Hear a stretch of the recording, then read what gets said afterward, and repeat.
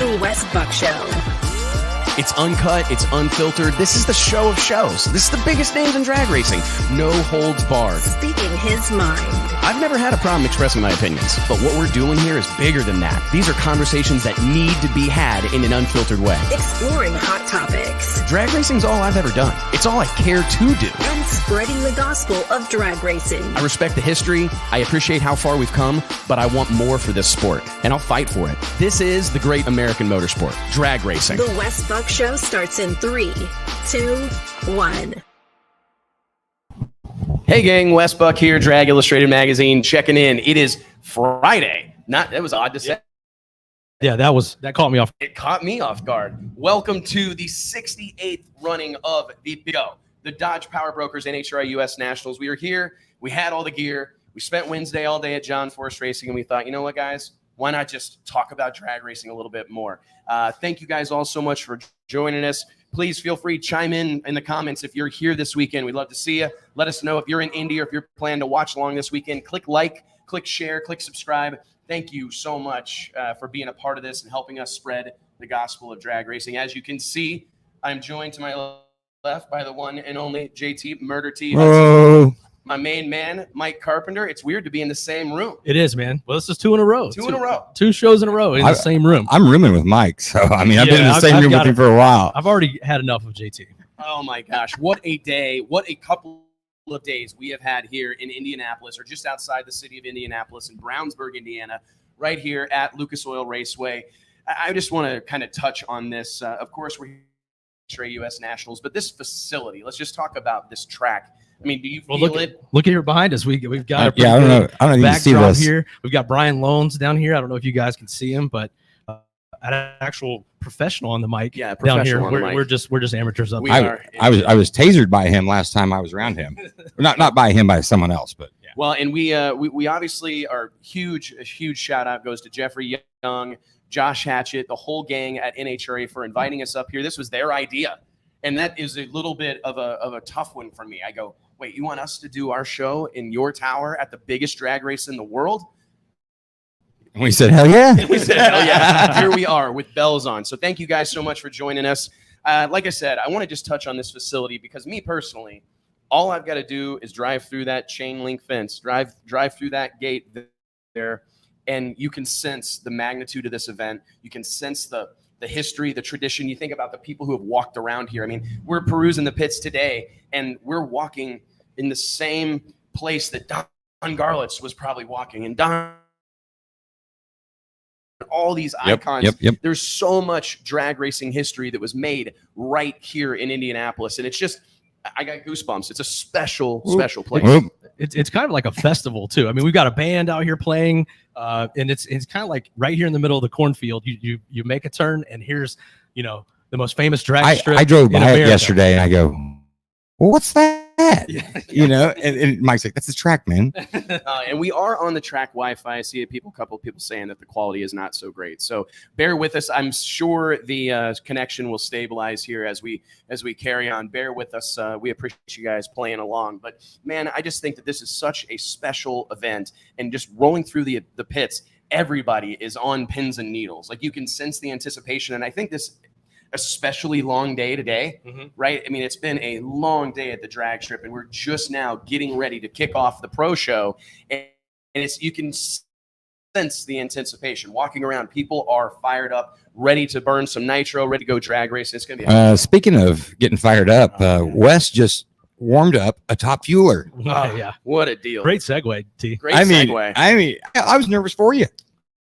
I was just really nervous for you. What I don't even really know where to start. Especially when you say, just trust Scott Palmer. He won't lead you wrong. What an opportunity. We got a chance to go hang out with Scott Palmer. He's a longtime friend of mine. I believe he's a drag racing icon. He's one of the guys that are out here doing it for all the right reasons. He's a genuine, if you had to cast a drag racer for a movie, you call Scott Palmer. Yep. He is a little rough around the edges, own it. Right, he is an outlaw, a badass, and bumping into him yesterday at Cruz Pedregon's open house, which was packed out. I mean, there was people lined up. They had drivers. Hell, they had even had MMA guys. I mean, they sitting there had probably signing 50 people lined up yeah, to do autographs, and or that were the signing line autographs. was clear around the shop and out the door, into the back parking lot where they're having the second car show. They had a car show out front and one out back. It was something else. Really. It was a pretty special deal, man. Huge shout out to Caleb Cox and the whole team there at Cruise Pedregon Racing for welcoming us in with open arms. But you could even last night. We were talking about Palmer. Scott and I start telling war stories. We're actually going to work together on the fast approaching NHRA Stampede of Speed down at the Texas Motorplex there outside of Dallas, Texas. But we were kind of sharing some ideas, and it gets tossed around. How about having you warm up the top fuel car? And I said, when would we want to do that? And he's like, tomorrow. We can do it tomorrow. It's pretty. I need more time to think about it than that. Maybe you just got to dive right correct. in. I don't think I could have. To be honest, I don't think I could have waited, because if I had to stew on it, as we stood around that thing a few minutes ago, I was going, this might be a bad idea. Like, I'm not positive that it's a bad idea, but this might be a bad idea. It was awesome, man. I think you did very well. You handled it like a pro. Yeah. We have video. Here, we have video of this that we've got to show you guys. I was even like staying out of the way just in case you didn't know what you're doing. Yeah. Well, I mean, keep your distance. Keep your distance. And I didn't really know what I was doing. But, man, Scott walked me through it, and he said, hey, I'm throwing you to the wolves here, man. You're going to do it all. So I said, all right. And he goes, including whack the throttle. He goes, you can't do it unless you whack the throttle. And you were like, yeah. Yeah. Okay. say when is what I said. I'm your Huckleberry. So anyways, we go climb in this thing, and what a scene, to be honest. Like, what a scene. Just getting inside the car, I don't think a lot of people really understand. Like, I've sat inside of a funny car cage a gazillion times, but it's so much tighter with one of those top fuel cars, especially with all the padding, and it is just very tight quarters. So once I wiggled myself in there, and he told me, he's like, big guy, you're gonna have to to wiggle yourself in. You have to slide down in there. Okay, fair enough. So slide down in, and got the go over from Scott Palmer, and just to be sitting in the car behind the wheel, looking at Scott Palmer, someone I've known for nearly 2 decades. I've always looked up to. He's always been good to me. When he had to be good to me, he was good to me. And he's a good dude. I mean, he's a good dude. Awesome. He's a legend. And you had Alex there. He was cheering you on. Alex was videotaping the whole thing for you. Alex was live. I don't know if everybody caught that earlier. Oh, for real? Yeah. He was live on his page. Yep. Man, it was a scene, to be honest. And going through the motions there, like, he ran me through the sequence of events. Right, let's make sure this thing's in forward. Pull the reverser lever back. Back is forward. Go through the whole rigmarole. Run me through what they're going to do. They're going to fire this thing up on 1 mag on gas, right? And if there's no issues, they're going to fire it up on 2 on nitro. And he said, as soon as you hear this thing start to idle good, go ahead and turn on the pump, the fuel pump. So literally, I mean, he goes, I said, are you going to tell me when? And he goes, no, as soon as it starts idling good, go ahead. And I'm like, okay. He goes, you'll know. So anyways, you turn the fuel pump on, and he's like, we're going to let it run for a little bit, right? He goes, and I'll look at you. And when I do, he goes, grab the clutch, push in the clutch, grab a whole lot of brake. And he goes, give us a 1 alligator. That's what he said. He goes, 1 alligator. And he goes, whack the throttle. And I said, just like whack the throttle? He's like, yep, stab it. I said, okay. And we ran through the whole sequence of events. They had me shut the car off and the whole bit. And what a scene. Like, it was just, and what he goes, what'd you think? I said, man, these things, you don't realize, like, having been in other cars with much milder power plants, you don't realize how violent the car just is at idle. You know what I mean? It felt like it was going to idle off the Projects. Yeah, it did. I mean, yeah. That was me and T's main concern. It literally idles so hard. I mean, and it's such a deal inside the car that you're going, and for me, it just gives me more respect for all the people that jump in and out of these things and make it look like no big deal. We talked about on the show last week how we take for granted the, bravery that it takes to just stab the gas in a fuel car. Yes. Alex was talking to me about it before you did it. And he was telling me, like, it was just, even he's raced just about everything. And he said the first time that he just did a warm up, he was pretty intimidated himself. So, for a guy that has raced as many cars as Alex had and different things, I mean, side by sides, everything else, like, he was intimidated, and I was a little intimidated for you. I mean, it was an experience. And like I said, I mean, this thing's got, just thinking about silly stuff, it's got 250 pounds of oil pressure at idle. 250 pounds of oil pressure title. And it's sitting there, and like I said, I'm in the car going, this thing may, because I'm looking at all you guys piled around, and I'm going, it feels like it's coming off that front pro.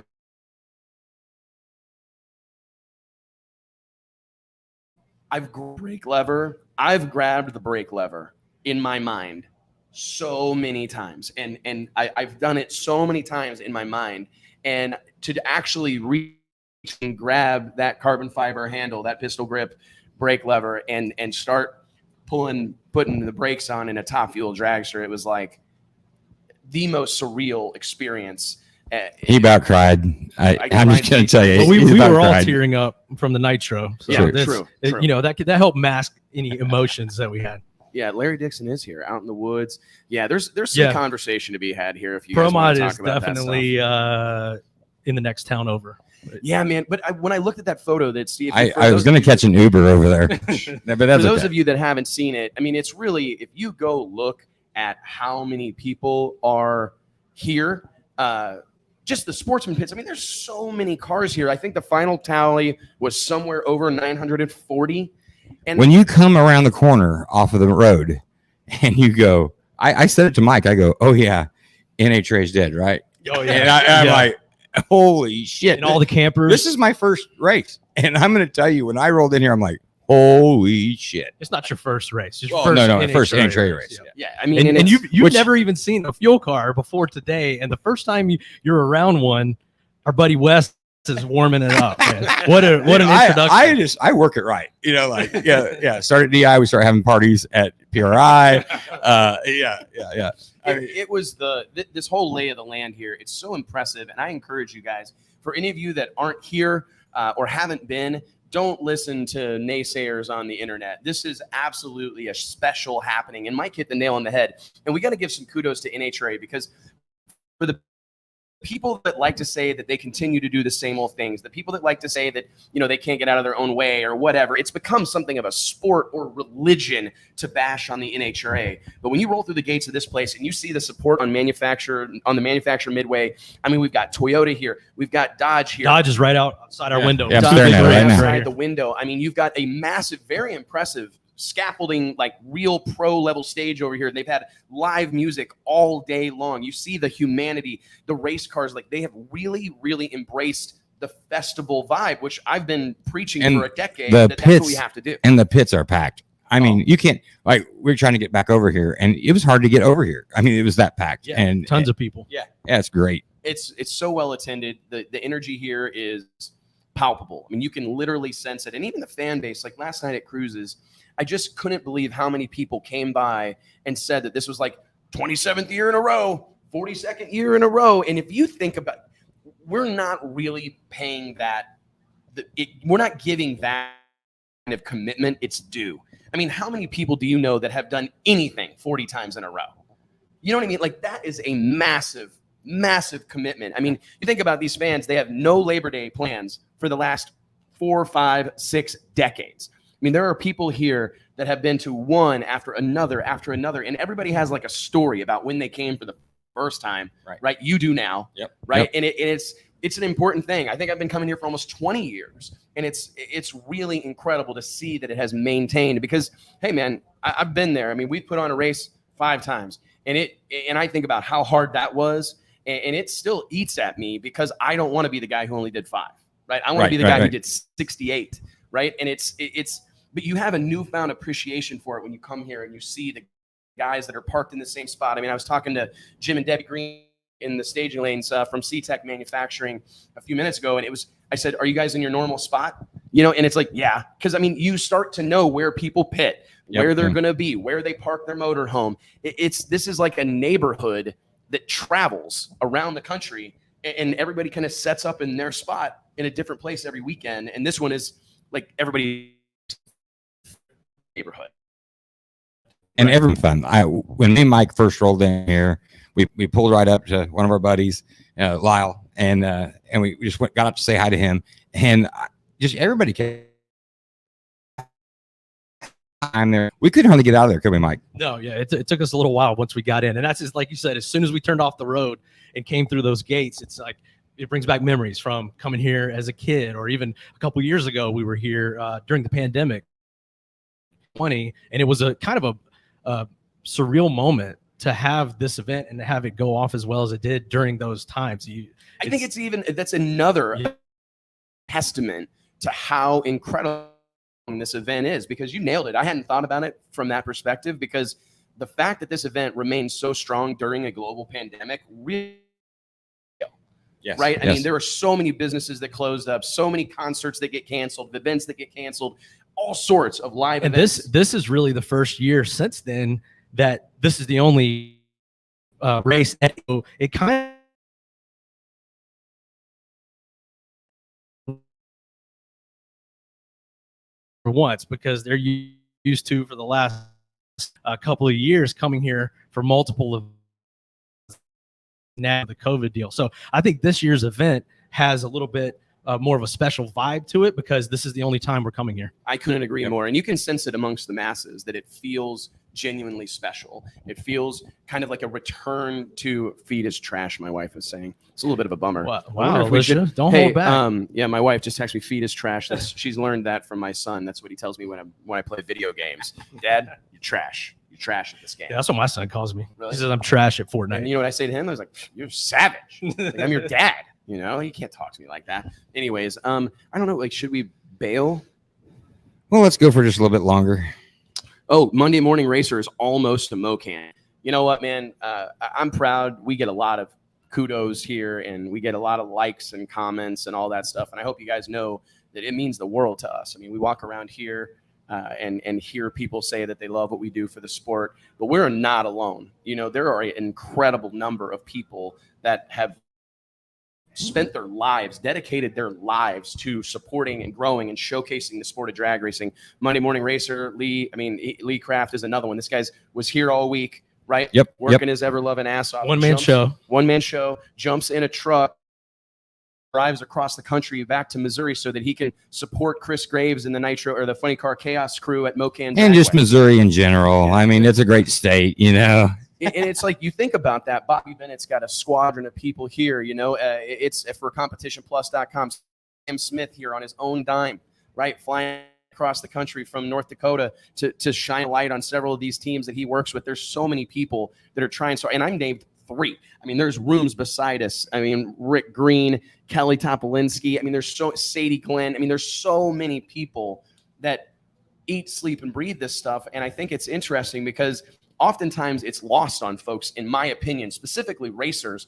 You know, none of the people we just mentioned are warming up Top Fuel cars, are like getting to have this thrilling moment. They are busting their ever-loving ass just because they love the sport and respect and admire the people that do this day in and day out. So huge tip of the cap to everybody. It's because it's not just us. It takes an army. They say it takes a village to raise a kid. Well, I got to tell you guys, despite drag racing having been around for 7 decades, longer than that, it takes a village. And it takes everybody. And these media guys, I mean, the photographers, just everybody, the writers, I mean, they're here. It's amazing to me how early they get here, how late they leave, how long they stay. It's definitely amazing to you when someone gets anywhere early, right? It's true, right? That's not your usual time window. But this is your first NHRA national event. We've been here for obviously a few hours now. What's surprised you, or what's different than what you expected? I think the energy. I wasn't really expecting this good of energy. And man, I tell you, you walk down through there and everybody's pumped up. Everybody's having fun. They're high-fiving. Some fires up a car for warm up. The fans, even when you did the throttle whack, I mean, the fans out there were cheering, I mean, it's pretty spectacular, really. It really is. And I'm glad you said Do you have that clip? Oh, yeah, we never played it. We need to play it. Well, it's just the feed's trash, so I don't want it to be crappy. Let's see how it We'll goes. try it here. 8 seconds here. Play it.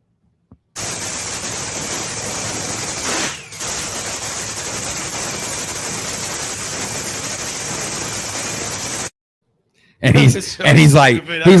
like sitting there giggling, like That was a giggle-worthy moment, that's man. great. I mean, and it's while we're waxing nostalgic or whatever, I got choked up talking to my wife a minute ago, because it's like, you think about all that's happened this week for the team. I was here pretty at sure you Drag hadn't Racing. even told her that you were going to be doing that. Yeah, I thought about not telling her. I didn't know. I knew she'd be down though. She's ride or die. But She's a Hudson. She's a Hudson. I told her. I said if anybody's Hudson was showing last night, it was JT and Mike's. No comment, man. No comment. I'm an honorary Hudson now after last night. Gary. He is. I heard a few of my little buddies last night, and they were really feeling it this morning. But I'm kind of ready for round 2. Oh boy. So funny. The whole situation was unbelievable. But if you think about it, man, we're fresh off a global pandemic. Businesses have been shuttered, restaurants closed.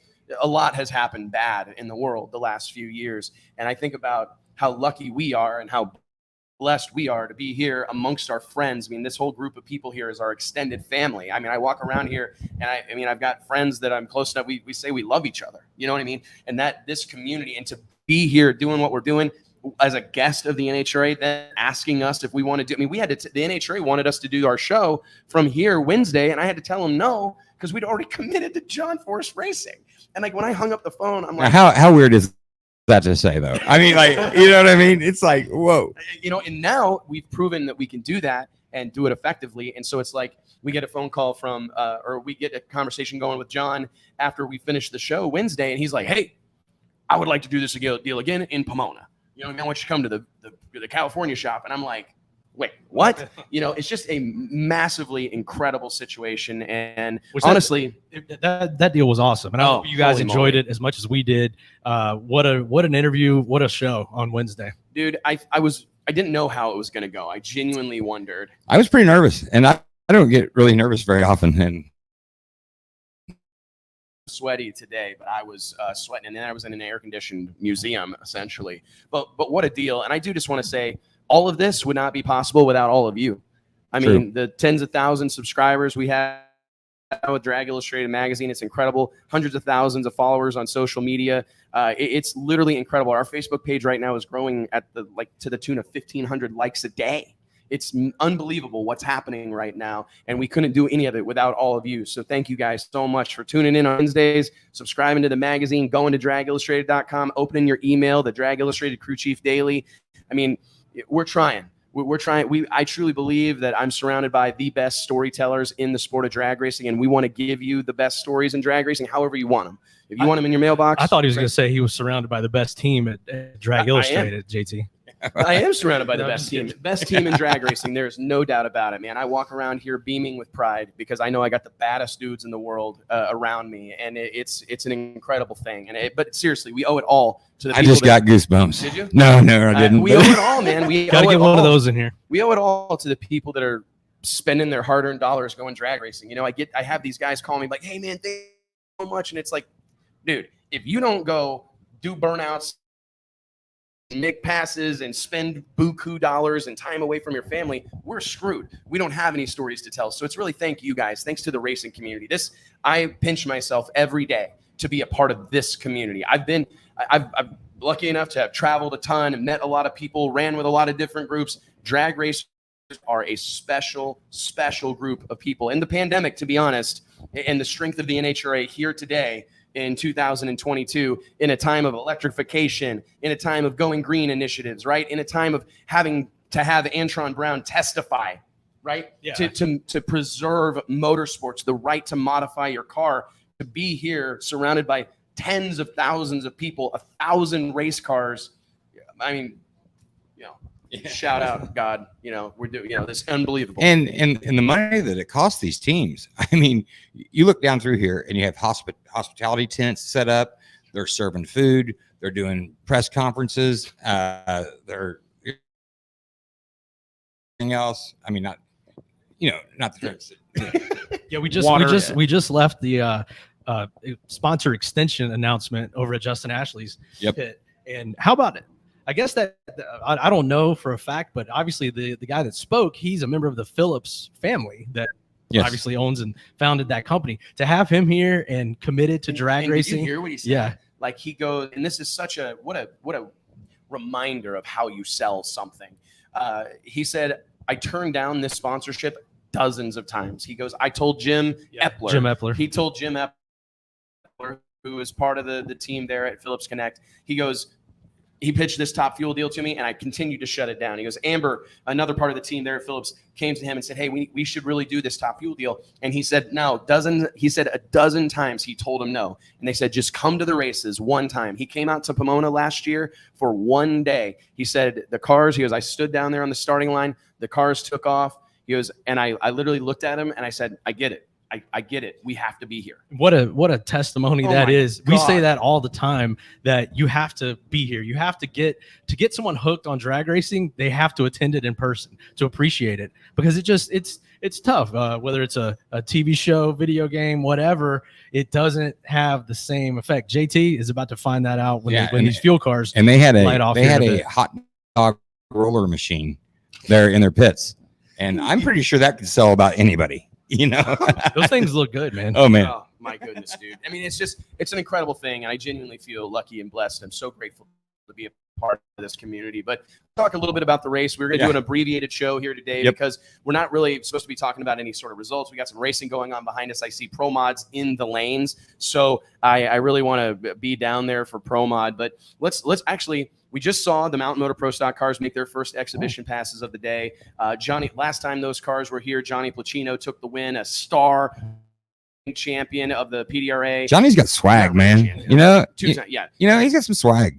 Johnny Placino's a stud, but I think personally, I get a little bit in my feels that the PDRA is represented at the U.S. Nationals. For sure. Tyler Crossnose, one of my dear friends, Judy and Tommy Franklin are some of the best people on the planet Earth. What they've done for the sport of drag racing cannot be overstated. And to see cars here waving the PDRA flag, Tony Gillig, Johnny Placino, I mean, it melts my heart. Elijah Morton, the list goes on. There's 11 Mountain Motor Pro Stock cars, maybe 12. And it's like, how cool is that for them? And you know what? I like that nobody's in their ego about it. Like, you know what? It's okay. And I think sometimes people go, oh, I don't want to kiss the ring and go run NHRA. I run over here. Guys, this is the big go. This is a special happening. And it's time to table those thoughts and feelings and go support the cause. Go be a part of something that if this event didn't exist, none of the other shit would. True. I was standing in the pits talking to Lyle and just happened to look over and I'm like, oh, Daniel Ferris right next to him. And I'm going, two of the big hitters, in radio racing are pitted right next to each other, and it just kind of takes you back a little bit, that we've watched these guys come up, through the ranks and now they are here and they love it. I mean, the first time I watched Daniel Ferris drag race, I think he was driving a white SN95 radial tire Mustang. That mid to low fours. Racecraft car. Yeah, went like 430s or something, and you go, now he's here, entered in Pro Mod at the NHRA U.S. Nationals. So that's probably one of my favorite things about this. Pro Modified, this is the healthiest the class has looked all year. I believe 17, maybe 18 cars were pre-entered for this event. I can see Sidney Frigo and Jim Whiteley at the top of staging lanes right now. Let's talk a little bit about Pro Mod. This has been a signature, a marquee event for that series for the longest time. And I remember some real milestone moments happening when we'd have 30, nearly 40 cars here. We'd have a record bump spot here. We've had some crazy finishes. Stevie Jackson barely qualifying and then going on to win the race. There's been so many iconic moments here in Pro Modified. And I feel like the NHRA Pro Mod series, while always room to improve, right, they have made adjustments. They're trying, and you can sense that maybe this could be a turning point for NHRA Pro Modified drag racing. Absolutely. And these guys, I mean, they're so stoked to get out there. They were talking about it all day today. They just can't wait to get out there and show everybody. We've got guys, like you said, an increased car count, guys that maybe we haven't seen for the last few races. They're going to make it to Indy, so you're going to get to see. Who's y'all's Pro Mod pick? Oh boy! Oh man, yeah, we need to Let's do picks. I'm going to pull up. I got the points loading up here in front of me. All right. Well, so listen, the season that Chris Thorne is having in that Proline Pro Charger powered Camaro, tuned by none other than Jamie Miller, wonderful human being, and he may be the big name in tuning right now, in door slammer tuning. I mean, this guy is connected to so many wins, so many records that it's not even funny. Well, his hat, or his name's in the hat for Tuner of the Year for sure. Absolutely, names in the hat for Tuner of the Year. And I think if I had to pick a Tuner of the Year right now, I think he's who I'd give it to. I think him, David Grubnick. Yeah, no doubt. I mean, Yeah. dominant and really just leading the way as far as performance. You know who I looked to see do something, and this is going to be everybody talking, is Ricky Smith. That's my pick. He's my pick to win. I don't know how you can bet against the guy. He's got some momentum right now. I do think Ricky's kind of racing with this. I don't want anybody to take this the wrong way, but it feels like he's racing with some reckless abandon. Like, I think he knows the finish line is near. He's never been a shy guy, right? But he's clearly not afraid to piss some folks off here lately. You know what I mean? He's clearly not afraid to make some waves. He's laying it all out there, living with the consequences. And I cannot imagine. I mean, you heard the guy say that he thought in Brainerd that it might be the last time he hoisted an NHRA Wally. I would not at all be surprised to see him as the last man standing here at the NHRA U.S. Nationals. I'm going to have to take Lyle just because I may have hurt him a little bit last night. So I'm just going to do hey, man, you can do buddy picks in this thing. He's done such a fantastic job behind the wheel of the car the last and Mike Thielen and his crew, boy, we had fun last night. Yeah. It's like I told those guys today, I'm glad you guys live on the other side of the country from me. Because if we got together more often, it would be hazardous. So I've almost picked a team now. It's JT, the murder crew. The murder crew. Who's your pick, Wes? Let me think about it. To be honest, I know you're gonna pick. I think Chris Thorne. I think I need to pick Chris Thorne because I think the guy needs. I feel like this Birdman, is the first time that none of us have picked Stevie Jackson. I know. I thought you were going Stevie. No, I'm not. I do think Stevie's due. Stevie's due. He has a track record here. I think you can just sense it when you're around him.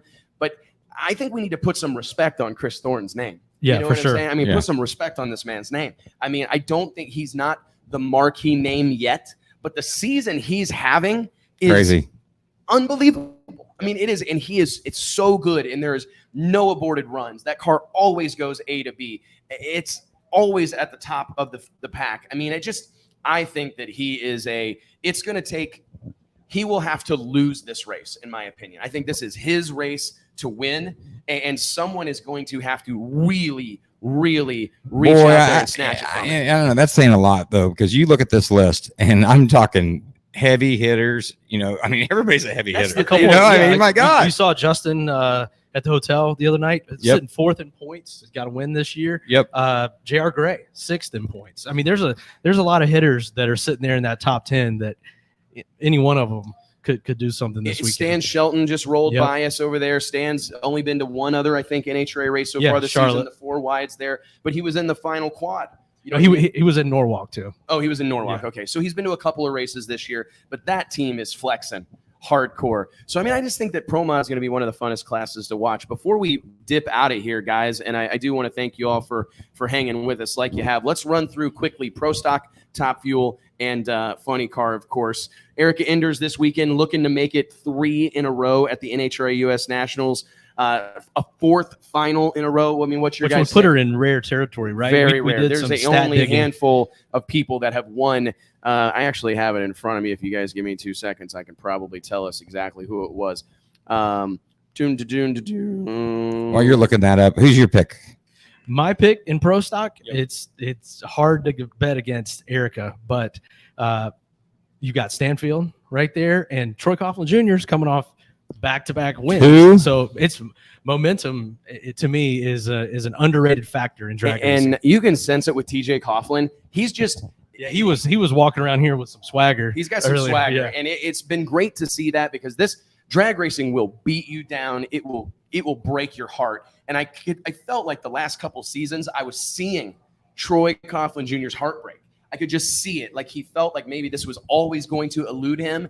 And to have that breakthrough moment, then go back-to-back 2 in a row, just incredible, especially at the competition level that exists in Pro Stock, excuse me. So TJ's definitely coming in here with a full head of steam. To go back to our conversation about Erica Enders, she's my pick. I don't know how someone could bet against them right now. I saw on social media they were testing in Tulsa earlier this week. She said shaking the rust off, I think. This is a team that is just – I think what they have is a tremendous amount of data. They have so many sets of eyes looking at those cars. Mark Ingersoll, Rick Jones, Tim Freeman. The whole crew there is so good. And again, I think Erica, I don't know if it's just getting further along in her drag racing career and just kind of further along the journey that you can see she has a real appreciation for that history. And I think she wants to be, she is out here to be one of the greatest of all time. She would join if she was to win. And she is, already. And, absolutely. and that elite team, it's hard to bet against them right now. Really the whole camp is running very strong. What about Greg Anderson? He's kind of laying there in the weeds, I'm fourth in points, and a guy with that kind of veteran experience at a race like this, you can never count him out. And could you guys imagine a scenario where he got that 100th win at the NHRA U.S. Nationals? Because I think it comes down to those two. Listen, there's a lot of good cars in the pits out there, but there's some history, there's some magic happening, like it or not. I mean, if Erica were to win this weekend, she would join Tony Schumacher, Don Garlitz, Bob Glidden, Greg Anderson, Warren Johnson, and Dave Schultz as the only professional drivers to win the U.S. Nationals 3 times in a row. She wants her name to be in that mix. She wants it. Greg wants it. I mean, it's going to be pretty spectacular, really. But I've got to go with an elite car too, and probably Erica. All 3 of us? Yeah, I think we're in agreement. All right. We're in agreement. I could pick someone else. No. Let's burn through this here, guys. And again, I want to thank you all for joining us. How about Funny Car? We talked to Robert Hight earlier this week. Obviously, John Force. I got to say, based on the year these guys have had so far, I don't know that you can count out Bob Tasca right now. You know what I mean? This guy's on a tear. You talk about momentum. Oh, this guy's got momentum. He's my on pick. Fire. He's my pick for this weekend. Absolutely. I'm going to go ahead and throw it out there for Robert Hight. I could just sense it next to him. When he looked at me and said, we're going to have to win the championship, we're going to have to get 62, 63 career wins. He's at 59 right now. So he's basically putting it into the atmosphere. He knows he's got to win 3 or 4 more times this year to win the championship. That's how competitive NHRA Funny Car is right now. And you can sense it about the man. So my pick for the 68th NHRA U.S. Nationals in Funny Car will be Robert Hight. I'm taking J.R. Todd. Really? Yep. Dark horse. I like it. I am, man. You know what? He's been down there. He's been down there in the lobby lounge with me a little bit. This is why JT bases his picks off. Who's hanging out with him in the hotel bar. Man, but JR came this close in Brainerd, right? I mean, he came this close. That team is making the right moves. They brought Alan Johnson, Brian Houston into the Coletta Motorsports camp at the beginning of this year. It was earth-shattering news at the time, and I think that no one over there is really satisfied with where they're at. I think we've seen them testing, kind of refining their program, getting into countdown mode. He is, I believe, sixth in the NHRA Camping World Series points. So he's cemented in the countdown, and I wouldn't be at all surprised to see those Coletta cars. I mean, can you ever count out Alan Johnson? I mean, if he's even loosely involved, you can't count him out. Yeah, and I mean, he made the move over there to that team this year, and it's taken a little while, I think, for them to kind of get their bearings. But once that happens, kind of like we talked about with Torrance, look out, because there's nobody better than those guys. Yeah, Torrance. I mean, he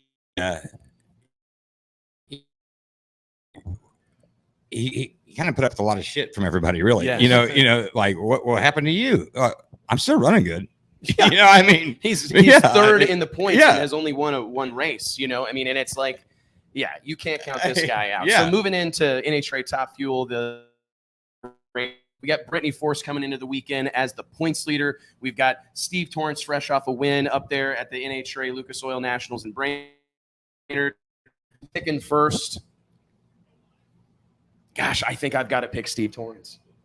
That's definitely a good pick. I mean, like we talked about the momentum, it's hard to bet against that guy. He would probably be but I'm going to go with someone a little bit different that I think, like we just talked about with the Coletta cars, how they're kind of coming on lately. We've seen him go to a final round this year. I'm going to go with Sean Langdon. Wow. That's my pick for this weekend. Wow. See who you got, buddy.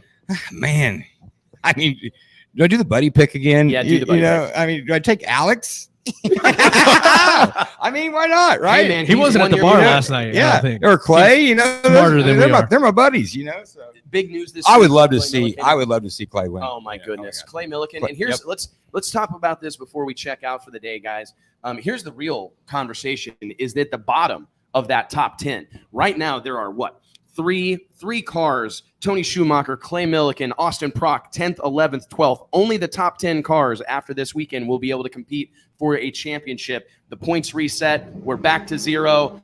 I got to tell you, That's the real story. That's where the action is going to be this weekend, is who breaks into the countdown. I mean, can you imagine the pressure Austin Prock and Clay Millican are feeling right now? Not to mention Antron Brown. Not to mention the guys that are in right now, because these guys are breathing down their neck. I mean, these dudes are separated by a few points. Yes. It's absolutely unbelievable. So there's literally a lot of this year has just been freaking awesome. I mean, it's been fun to watch. Top Fuel, it's going to break some. There's going to be some hearts broken this weekend. I mean, there's some guys here that are in the countdown that may well not be Monday afternoon, and there's some guys here that are going, man, our whole season, and they may be able to turn it around on Monday afternoon. There's our boy Josh. There's our boy Josh right there. So, well, hey guys. We're great. Thank you, buddy. As we head into the conclusion of this, I just want to remind you guys, thank you all so much. We've got the NHRA Fuel Tech Pro Mod Drag Racing Series on the track right now behind us. Can't miss my fast door slammers. I want to go down there and wish these guys luck, ask them to be safe, and give us a hell of a show. But thanks, guys. This was fun. Yeah, man. Yeah, man. A little short show. We'll have to do it again next year. We'll have to do it again Make it a next yearly year. tradition. We're going to have to get a satellite truck to follow us around, I really think the way this is headed. So anyways, guys, thank you all so much for joining us. We got a ton of killer content coming your way from the NHRA U.S. Nationals. Huge shout out to everybody at the NHRA for welcoming us in. Everybody who's followed us on this journey, thank you all so much. And we'll see you next Wednesday on the Wes Buck Show, the Drag Illustrated Facebook page and YouTube channel. Wednesday, 2 p.m. Central Standard Time. Thanks, guys. Yep. Thank you.